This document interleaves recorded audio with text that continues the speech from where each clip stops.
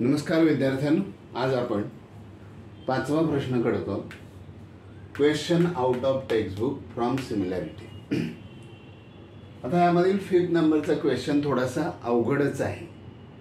पहिला अवघड का, तर याची डायग्राम दिलेली नाही, आपल्याला स्वतःला त्याची डायग्राम काढायची, फिगर काढायची, आणि ती सुद्धा या sentence according to given sentence. ठीक आहे, चला.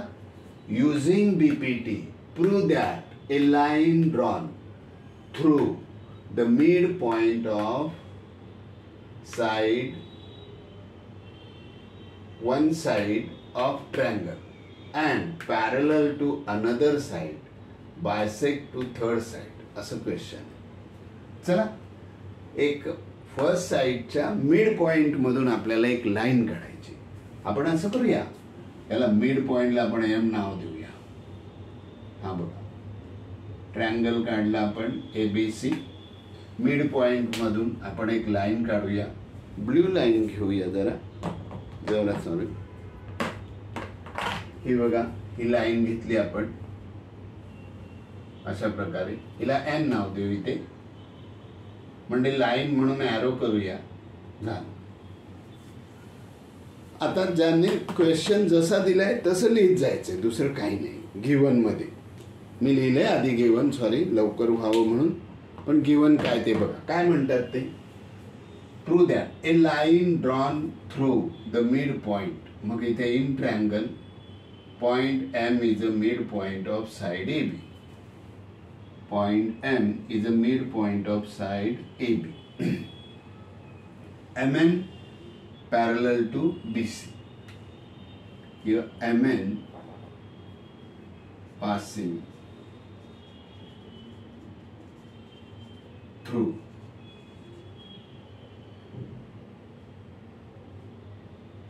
the MN passing through point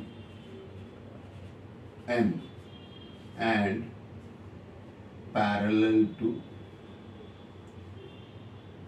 and MN parallel to BC.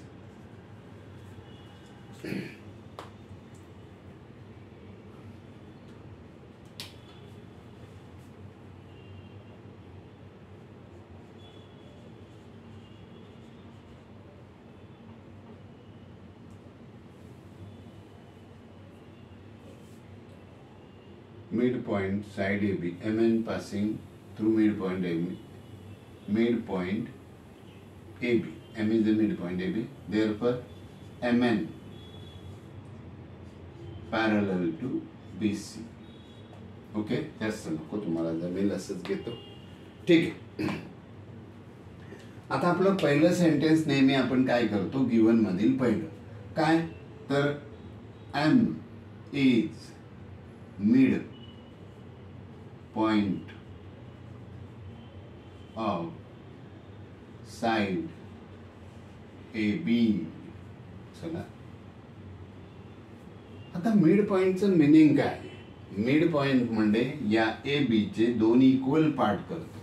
मग कोणते equal part, this is given. Therefore कोण इक्वल झाले, मग AM is equal to MB.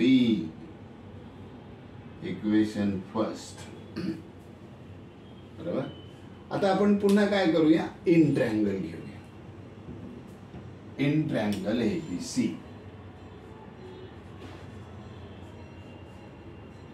ABC काय सांगितलं, line MN parallel to BC. मग इथे लिहूया line MN parallel to side BC. Given आहे. मग BPT येईल. मग BPT काय येणार, AM upon MB is equal to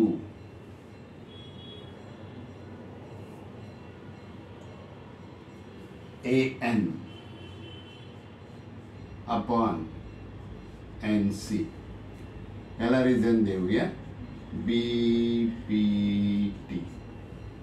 पण बघा फर्स्ट इक्वेशन मध्ये हे दोघे इक्वल आहेत, हा यांचा रेशो आहे. आपण याचा ना अर्थ समजून घेऊया. These are equal and this is a ratio. हे दोघे इक्वल आहेत आणि हा त्यांचा रेशो. आता बघा five is equal to five, यांचा रेशो येणार five upon five is equal to 1 येणार. 5 1 जा 5 1 जा 1 येईल. मग हे जर दोघे इक्वल आहे, बरोबर आहे ना, तर मग त्यांचा रेशो इथे किती येणार? 1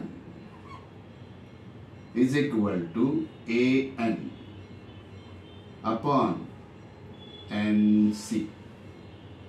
कुठनं केलं आपण? तर इथे म्हणूया फ्रॉम इक्वेशन 1. यावरून आपण हे दोघे इक्वल आहेत, त्यांनी दिलं होतं म्हणून इक्वल आहेत आणि इक्वलचा रेशो 1 येतो. साधी गोष्ट आहे. NC ला इकडे आणूया. म्हणजे काय होणार इथे? NC is equal to an. म्हणजे हे दोघे पण इक्वल झाले. आणि हा मिड पॉइंट म्हणून इथे आपण इक्वल लिहायला पाहिजे होतं.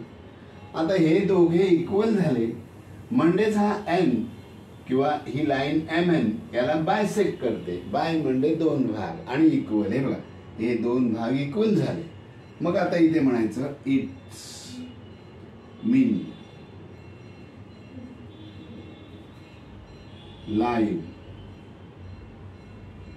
mn bisect side AC, hence prove.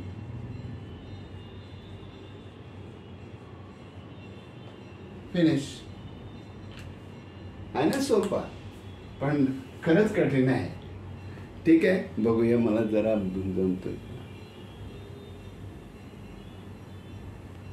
हे लाईन येत नाहीये म्हणून मग आपण काय करूया, इकडे घेऊया.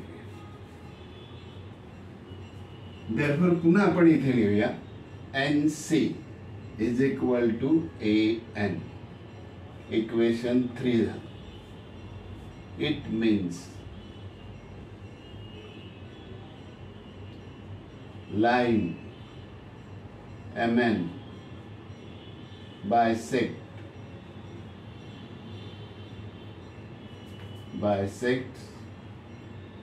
side AC, hence prove. अवघड प्रश्न आहे, सोपा करून दिलेला आहे. यूज करा, सोपा वाटेल असा प्रयत्न करा. खूप वेळा माझं तर म्हणणं आहे की व्हिडिओ नेहमी छानपैकी ऐकायचा, वाचायचा, मग एकदा बघून लिहायचा.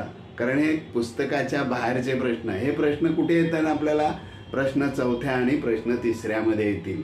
तर त्यांची थोडी तयारी करावीच लागणार आहे.